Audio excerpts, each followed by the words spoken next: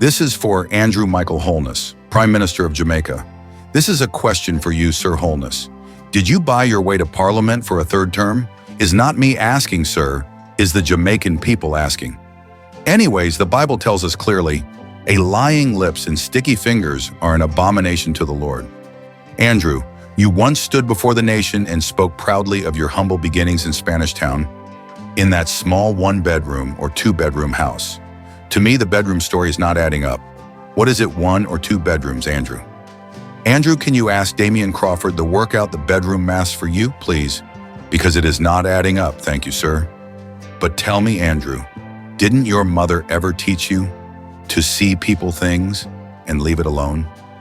From long time, Andrew, your eyes were red for Jamaica's wealth. You couldn't wait to get your hands on power, to stretch out your fingers and dig deep into the nation's pocket of treasures. And now Jamaica cries under the weight of your greed. Bruce Golding must regret the very day he passed you the mantle, for what have you done with it? Nothing but chop, chop, chop. Right, left, and center. Every corner of this island feels the sting of your sticky hand. The nation's hope has turned to sorrow, and the people's trust has been sold out cheap to the Chinese and the Indians. And the people must ask, Andrew, how you manage 28 bank accounts? Where the money come from to service them? Which honest salary can stretch so far? You're dry eye bad. You stand before us smiling, while behind the curtain you dig out the nation's pockets. I have read about Henry Morgan, the pirate who robbed ships to gain his wealth. But Andrew, you are worse than Henry Morgan, for at least he robbed strangers on the seas, but you rob your very own people on the land.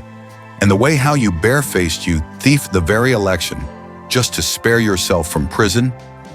Andrew, don't think you will escape. You may dodge the courts of man for a while, but you will not escape the wrath of the people, nor the punishment of Almighty God. Remember this, a lying lips and sticky fingers can never build a nation. They only tear it apart. And Jamaica will rise to speak your judgment. Andrew, history will not forget.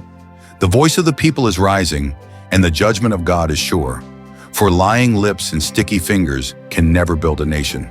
They only tear it apart. And finally, remember this, history is watching, God is judging, and the voice of the people will not be silenced, because God sits high and looks low. Peace profound, Jamaica. One love, Jamaica. Walk good, Jamaica.